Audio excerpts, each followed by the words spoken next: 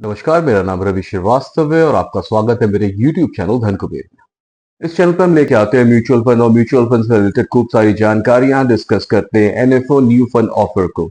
अगर आप हमारे चैनल पर पहली बार आए हैं तो आपसे निवेदन है कि आप हमारे चैनल को सब्सक्राइब कीजिए। अगर ये वीडियो अच्छा लगे तो इसको लाइक कीजिए और कमेंट करके बताइए आपको इस वीडियो में क्या अच्छा लगा।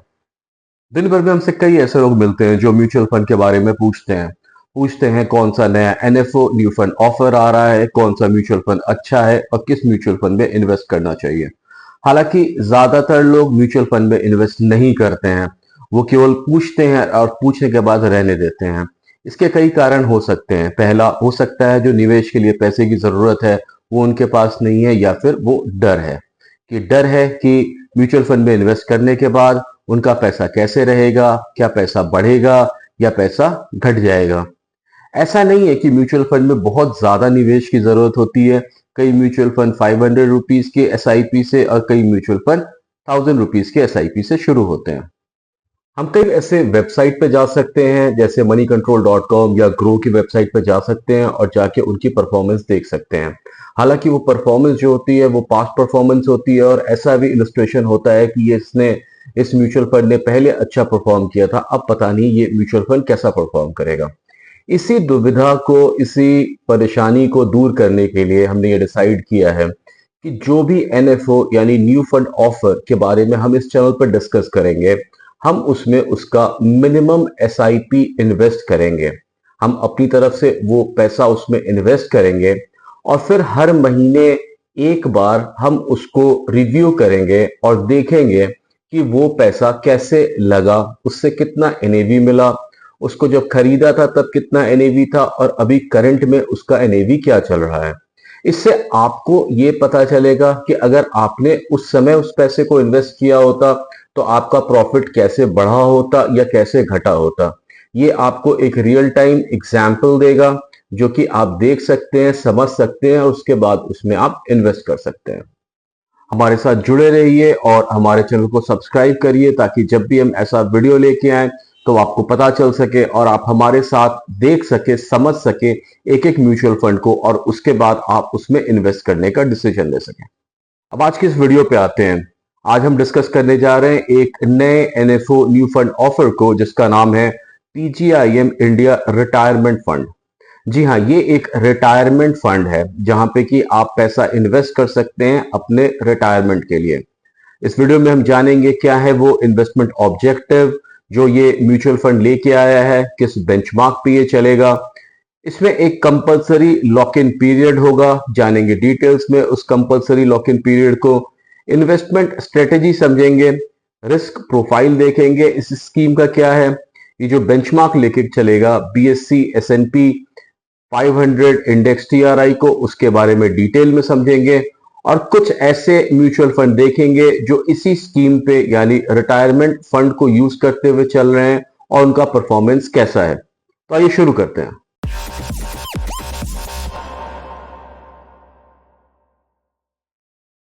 आज हम डिस्कस कर रहे हैं पीजीआईएम इंडिया रिटायरमेंट फंड को, जिसका ओपन डेट है 26 मार्च, क्लोज डेट है 9 अप्रैल, अलॉटमेंट डेट है 9 अप्रैल। ये स्कीम 5 बिजनेस डेज के बाद रीओपन किया जाएगा और अपने अपडेटेड एनएवी के साथ आएगा। इस समय इसका जो मिनिमम इन्वेस्टमेंट है वो 1000 रुपीज है सिप के लिए और लमसम है 5000 रुपीज, यानी कि हम धन कुबेर की तरफ से इसमें 1000 रुपीज का सिप करेंगे और हर महीने 1000 रुपीज पे करेंगे और फिर महीने में एक बार एक वीडियो बनाएंगे जिसमें हम बताएंगे कि उस 1000 रुपीज से हमको कितने इसमें पॉइंट्स मिले और उसका एनएवी कितना है, उसके हिसाब से हमारे उस 1000 रुपीज की वैल्यू कितनी बन गई। एग्जिट लोड इसमें कुछ भी नहीं है।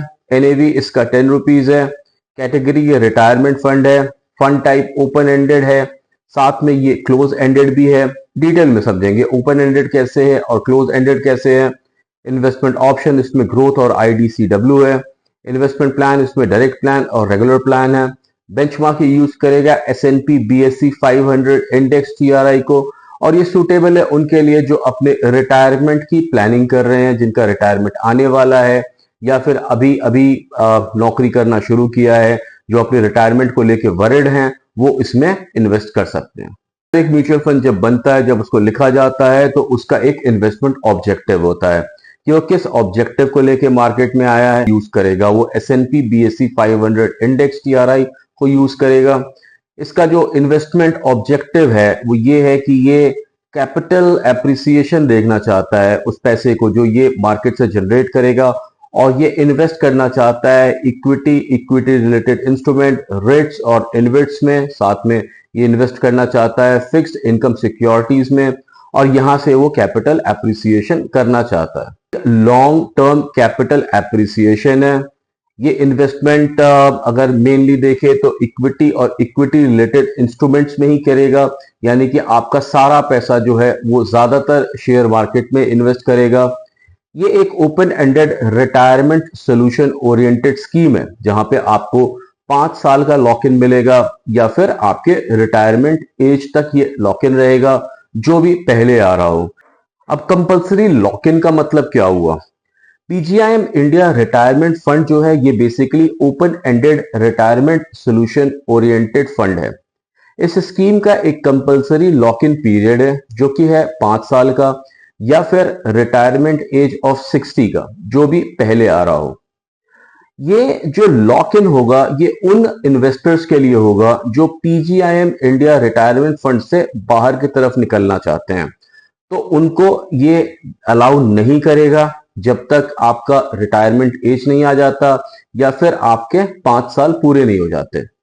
साथ में अगर हम देखें तो अगर आप इसी म्यूचुअल फंड कंपनी में रहना चाहते हैं, यानी PGIM में ही रहना चाहते हैं, और एक जगह से यानी एक स्कीम से पैसा निकाल के दूसरी स्कीम में पैसा डालना चाहते हैं, तो वहां पे ये ओपन एंडेड है, यानी कि ये क्लोज एंडेड है कि आपको PGIM इंडिया के बाहर आप नहीं निकल सकते हैं, आपको इसी स्कीम में बने रहना पड़ेगा। और ओपन एंडेड ऐसे है कि कल को अगर आपको लगता है कि PGIM इंडिया कोई अच्छा प्लान लेके आया हुआ है, तो आप उसी AMC में रह करके आप दूसरे स्कीम में जा सकते हैं, अपना पैसा इन्वेस्ट कर सकते हैं। इसीलिए ये ओपन एंडेड भी है और क्लोज एंडेड भी है। अब इसके इन्वेस्टमेंट स्ट्रेटेजी को समझते हैं। जो पूरा इन्वेस्टमेंट होगा वो सिर्फ इक्विटी और इक्विटी रिलेटेड इंस्ट्रूमेंट्स में होगा, यानी कि इसका पूरा पैसा जो है वो सिर्फ और सिर्फ शेयर मार्केट में ही लगेगा। उससे शेयर्स खरीदे जाएंगे, शेयर्स बेचे जाएंगे, और उस पैसे को री इन्वेस्ट किया जाएगा। पोर्टफोलियो को बनाया जाएगा। पोर्टफोलियो मतलब इस म्यूचुअल फंड को बनाया जाएगा, इसका जब पोर्टफोलियो कंस्ट्रक्ट किया जाएगा तो वहां पे कॉम्बिनेशन यूज किया जाएगा, टॉप डाउन और bottom up portfolio construction process को इस्तेमाल किया जाएगा। जहां तो इसको ऐसे करके फिर वो एक आइडेंटिफाई कर पाएंगे स्टेबल कंपनी को जिसके ग्रोथ के चांसेस ऊपर होंगे और अच्छे होंगे, और उसी में ये पैसा इन्वेस्ट करेंगे। अब एक बार इसका इन्वेस्टमेंट मॉडल समझते हैं कि कैसे ये इन्वेस्ट करेगा। तो इक्विटी और इक्विटी रिलेटेड इंस्ट्रूमेंट में ये मिनिमम 75% और मैक्सिमम 100% पैसा इन्वेस्ट करेगा, जो कि medium to high risk profile में होते हैं। उसके बाद debt securities, market money instruments जिसमें कि कैश है या फिर दूसरे तरह के इन्वेस्टमेंट है, उसमें 0 to 25% ये इन्वेस्ट कर सकता है, जो कि लो टू मीडियम रिस्क में आते हैं।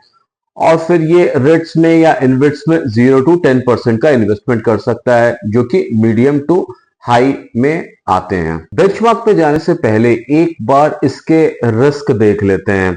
जैसा कि हम जानते हैं कि म्यूचुअल फंड में इन्वेस्ट करना एक रिस्की बिजनेस है, और सबको पता है कि यहाँ पे जो मार्केट है वो कभी भी फ्लक्चुएट हो सकती है, और आपका पैसा जो कैपिटल जो आपने लगाया है उसका भी लॉस हो सकता है। तो हम उस डिटेल में नहीं जाएंगे कि म्यूचुअल फंड के रिस्क क्या क्या हैं, पर इस पर्टिकुलर म्यूचुअल फंड का जो एक एडिशनल रिस्क है वो है लॉक इन रिक्वायरमेंट्स। यहां पे आपका पैसा लॉक इन रहेगा। तो अगर आप मान लीजिए इसमें पैसा इन्वेस्ट करते हैं और ये अच्छा परफॉर्म नहीं करता है, तो भी आपका पैसा जो है वो इसमें फंसा रहेगा। अब आते हैं बेंचमार्क के ऊपर। तो S&P BSE 500 इंडेक्स TRI जो है वो पहले 500 कंपनियां हैं जो कि आपके शेयर बाजार में, शेयर मार्केट में लिस्ट होती हैं। तो अगर टोटल नंबर ऑफ देखें तो टोटल नंबर ऑफ 501 कंपनीज जो आती हैं उसको BSE 500 TRI कहते हैं। यानी कि यहाँ पे जो हमारे पास म्यूचुअल फंड है, इसका एक्सेस जो है वो लार्ज कैप में है, मिड कैप में है, स्मॉल कैप के 250 कंपनीज में है। तो आप इसमें देख सकते हैं कि कितना बड़ा होराइजन आपको मिल रहा है। जहां पे कुछ म्यूचुअल फंड होते हैं जो कि सिर्फ और सिर्फ लार्ज कैप में या मिड कैप में या लार्ज मिड कैप में इन्वेस्ट करते हैं, वहीं ये म्यूचुअल फंड आपको एक बहुत बड़ा होराइजन दे रहा है जिसमें कि आप पैसा इन्वेस्ट कर सकते हैं। आपके पास डाइवर्सिफिकेशन होंगी, आपके पास अलग अलग सेक्टर होंगे, अलग अलग कंपनियां होंगी जहां की आप अपना पैसा इन्वेस्ट कर सकते हैं। इसको लॉन्च किया गया था अगस्त 9 1999 में। इसका जो मार्केट कैप है वो तकरीबन 19,19,594 करोड़ का है। अब जो यहाँ पे इन्वेस्टमेंट होराइजन है वो मिनिमम आपका 5 साल है। 5 इयर्स एक बहुत लंबा टेन्योर होता है। 5 इयर्स कहें, 10 इयर्स कहें या 15 इयर्स कहें, ये एक बहुत लंबा टेन्योर होता है। कैसा परफॉर्मेंस रहा है हमारे शेयर मार्केट का या फिर इंडिया का, कैसा वो ग्रो किया है, तो यहाँ पे हमने आपको दो डेटा दिखाया है, एक 5 इयर्स का, एक 10 इयर्स का। पहले 5 इयर्स का डेटा डिटेल में देखते हैं। तो 5 इयर्स में जहां पे कि जो हमारा BSE सेंसेक्स था वो चल रहा था तकरीबन 15,000 के ऊपर, वो बढ़ के इस समय तकरीबन 30,000 के ऊपर है। यानी कि जो टोटल ग्रोथ है वो अगर आप देखें तो 15,000 पॉइंट की ग्रोथ इसने 5 इयर्स में करी है। जो जिसका मतलब हुआ कि जो कंपनीज इन्वॉल्व रही हैं उनका जो मार्केट कैपिटलाइजेशन है वो बड़ा है, उन्होंने ज्यादा परफॉर्म किया है, इसीलिए इनका जो इंडेक्स है वो भी बड़ा है। अब अगर 10 साल का टेन्योर देखें तो 10 साल पहले यानी 2014 में, अगर आपको ध्यान होगा कि 2014 में कैसे हमारे पास इंटरनेट की कमी थी, डेटा की कमी थी, मोबाइल फोन्स कम थे या टेक्नोलॉजी बहुत अपने प्रिमिटिव स्टेजेस पे थी, उस समय जो शेयर मार्केट था वो तकरीबन 5 से 10,000 के बीच में चल रहा था, जो इस समय बढ़ के तकरीबन 30,000 से 35,000 के बीच में है। एग्जैक्ट डेटा अभी थोड़ी देर में हम देखेंगे, पर अभी के लिए आप ग्राफ से ये देखिए और समझिए कि अगर आपने ऐसे किसी म्यूचुअल फंड में इन्वेस्ट किया होता जो कि 10 इयर्स के होराइजन पे था, तो आपका पैसा उस समय लगा होता जब सेंसेक्स 5 से 10,000 के पॉइंट्स में था, और अभी यानी 30 से 35,000, तकरीबन 6 टाइम्स ये बढ़ा है। इसका मतलब है कि वो कंपनियां जिसमें कि उन म्यूचुअल फंड ने इन्वेस्ट किया होगा वो पैसा 6 टाइम्स बढ़ा होगा। अब यहाँ पे डेट वाइज देखते हैं कि कैसे जो BSE S&P 500 है उसकी परफॉर्मेंस 5 इयर्स और 10 इयर्स में कैसे बढ़ी है। तो अगर आप मार्च 2024 में आप BSE 500 को देखें तो अभी के लिए वो 31,360 पे है। हमने आपको यहाँ पे 5 इयर्स का डेटा दिखाया है कि 5 साल पहले अगर मान लीजिए आप ऐसे किसी म्यूचुअल फंड में इन्वेस्टेड हुए होते, 5 साल का आपका लॉक इन पीरियड होता, तो यानी कि मार्च 2019, तो मार्च 2019 में यही S&P BSE 500 जो है वो 15,304 पे था, यानी कि डबल। 5 साल में क्या हुआ, वो डबल हो गया। तो आप यहां देख सकते हैं दिसंबर, जनवरी, फरवरी, मार्च 2024 और दिसंबर, जनवरी, फरवरी, मार्च 2019 को कि कितना बड़ा चेंज आया है। देश आगे बढ़ा है, देश ने तरक्की करी है, एक स्टेबल गवर्नमेंट होने के कारण, एक स्टेबल अर्थव्यवस्था होने के कारण, और सिमिलरली जो BSE है वो भी आगे बढ़ा है। जो पहली 500 कंपनी है उन्होंने ज्यादा प्रॉफिट किया है।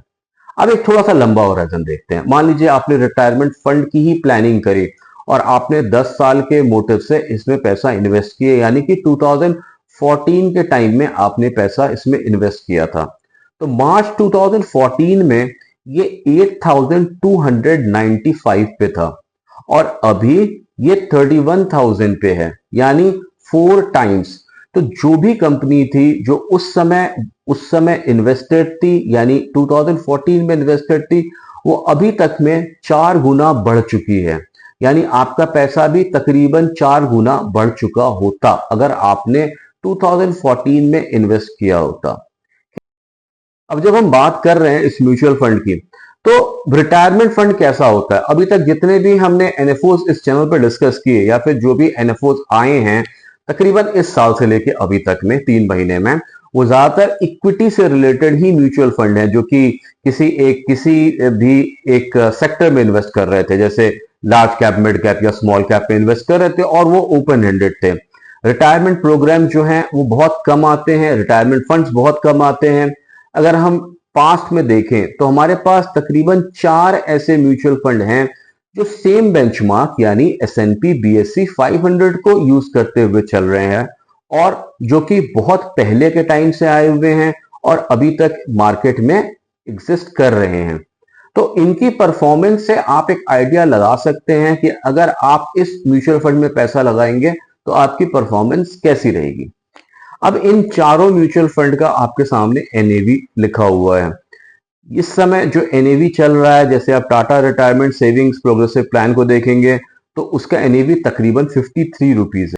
तो जो हमारा नया म्यूचुअल फंड है उसकी एनएवी सिर्फ 10 रुपीज की होने वाली है, यानी कि आप कम पैसा इन्वेस्ट करके उसमें ज्यादा पॉइंट बना सकते हैं। फिर जैसे जैसे एनएवी ग्रो करेगा आपका पैसा बढ़ता रहेगा।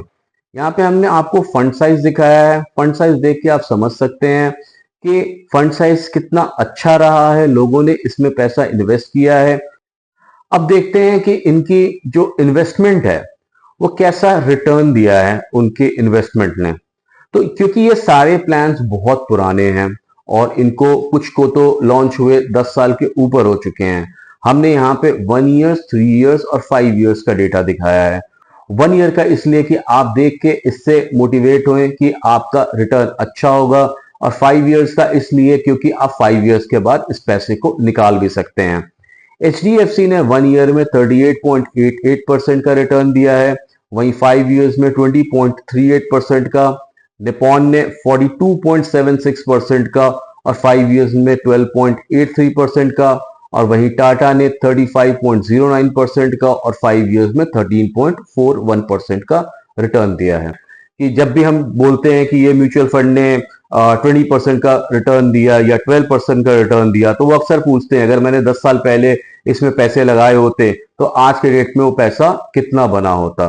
तो हमने इस बार वो भी डेटा लिस्ट करने की कोशिश की है आपके लिए कि आप क्लियरली उस चीज को समझ सकें कि जैसे अगर HDFC ये प्लान बना था 26 फरवरी 2016 को, इसमें अगर आपने उस समय 10,000 रुपए इन्वेस्ट किए होते तो इस समय वो पैसा 42,000 रुपीज के आसपास बन चुका होता। साथ में अगर Tata retirement savings progressive plan की बात करें तो वो लॉन्च किया गया था 1 नवंबर 2011 में, और अगर आपने उसमें 10,000 रुपीज इन्वेस्ट किया होता तो आपका वो पैसा 53,000 रुपीज बन चुका होता, यानी कि तकरीबन 5 टाइम्स आपका पैसा रिटर्न दे चुका होता। और क्या होगा जब हम इसमें सिप करेंगे, तो यानी कि जब हम इसमें पर मंथ का एक फिक्स्ड अमाउंट एंटर करेंगे, तो out of all those 4 mutual fund हमने एक म्यूचुअल फंड को उठाया। हालांकि हम इसकी कोई एडवर्टाइजमेंट नहीं कर रहे हैं, पर परफॉर्मेंस के बेसिस पे ये सबसे अच्छा म्यूचुअल फंड है, तो हमने उठाया टाटा रिटायरमेंट सेविंग्स फंड को, और यहाँ पे देखने की कोशिश करी कि अगर हम यहाँ पे 1,000 रुपीज का सिप करते हैं 2 फैक्टर्स में, पहला 5 ईयर्स और दूसरा 10 ईयर्स। 5 ईयर्स इसलिए कि आपके पास लॉक इन पीरियड है, तो अगर 5 ईयर्स पहले यानी 15 मार्च 2019 को आपने इसमें प्लान किया होता कि आप हर महीने 1,000 रुपीज सिप करेंगे, तो आपका अभी तक का इन्वेस्टमेंट 60,000 रुपीज होता, जो कन्वर्ट होके 88,330 रुपीज बन चुका होता, जो कि एब्सोल्यूट रिटर्न 47% और एनुअलाइज्ड रिटर्न 15% के ऊपर। और अगर इसको लंबे टेन्योर पे आपने इन्वेस्ट किया होता, जैसे कि नॉर्मल रिटायरमेंट फंड में लोग जो कॉन्सेप्ट लेके जाते हैं, तो 10 इयर्स का इन्वेस्टमेंट यानी 14 मार्च 2014 को अगर आपने इसमें 1,000 रुपीज का सिप लगाया होता तो ये इन्वेस्टमेंट 1,20,000 होती, जिसका रिटर्न इस समय 2,43,404 यानी कि एब्सोल्यूट रिटर्न 102% का और एनुअलाइज रिटर्न 13.55% का बना होता, यानी 1,20,000 जो कि बन चुका होता 2,43,000। है ना, ये एक रिटायरमेंट फंड जिसमें कि आप एक छोटा इन्वेस्टमेंट हर महीने करके आप अपने रिटायरमेंट को प्लान कर सकते हैं। आपकी जो भी एज हो इस समय, आपको अगर रिटायरमेंट फंड को प्लान करना है तो आप सोच सकते हैं एक छोटा एसआईपी इसमें करेंगे और करने के बाद उसको ग्रो करता हुआ देखेंगे। जब आपका रिटायरमेंट होगा तो एक आप लमसम पैसा आपको मिल सकता है। तो आज के इस वीडियो में हमने डिस्कस किया एक नए म्यूचुअल फंड के बारे में, पीजीआईएम इंडिया रिटायरमेंट फंड।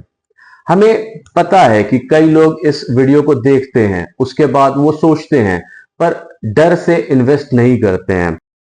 हम धन कुबेर की तरफ से इसमें हर महीने 1,000 रुपीज का सिप करेंगे और फिर महीने के एंड में हम आपको बताएंगे कि उस सिप को करने से हमें कैसा रिटर्न प्राप्त हुआ, जिसको देख करके आप इवेल्युएट कर सकते हैं और समझ सकते हैं कि उस म्यूचुअल फंड में आपको इन्वेस्ट करना चाहिए था या नहीं करना चाहिए था। एक बार रिकैप कर लेते हैं। ओपन डेट होगा ये 26 ऑफ मार्च को, क्लोज डेट होगा इसका अप्रैल 9 को, अलॉटमेंट डेट इसका 9 ऑफ अप्रैल को होगा। इसमें मिनिमम इन्वेस्टमेंट 1,000 रुपीज है सिप के लिए और 5,000 रुपीज है लमसम के लिए। एग्जिट लोड इसमें कुछ भी नहीं है, एनएवी 10 रुपीज का है। ध्यान रखें ये जो फंड टाइप है वो ओपन एंडेड भी है और क्लोज एंडेड भी है। हमने इसको डिटेल में समझाया इस वीडियो में। अगर आप स्किप करके आए हैं तो आप पीछे जाके उसको फिर से देख सकते हैं। बेंचमार्क ये यूज करेगा S&P BSE 500 इंडेक्स को। आशा करते हैं कि आपको ये वीडियो अच्छा लगा होगा। अगर आप हमारे चैनल पे पहली बार आए हैं तो हमारे चैनल को सब्सक्राइब कीजिए, ताकि जब भी हम ऐसा कंटेंट लेके आए, ऐसा वीडियो लेके आए, तो आपको पता चल सके। साथ में हमारे न्यू इनिशिएटिव जिसमें कि हम आपकी तरफ से म्यूचुअल फंड में इन्वेस्ट करेंगे, उसको आप देखें कि कैसे हम इन्वेस्ट करते हैं और कैसे उस पैसे का रिटर्न होता है। अगर आपको ये वीडियो अच्छा लगा तो प्लीज इस वीडियो को लाइक कीजिएगा और कमेंट करके हमें बताइएगा कि आपको इस वीडियो में क्या अच्छा लगा। मैं आपका दोस्त रवि श्रीवास्तव, थैंक यू।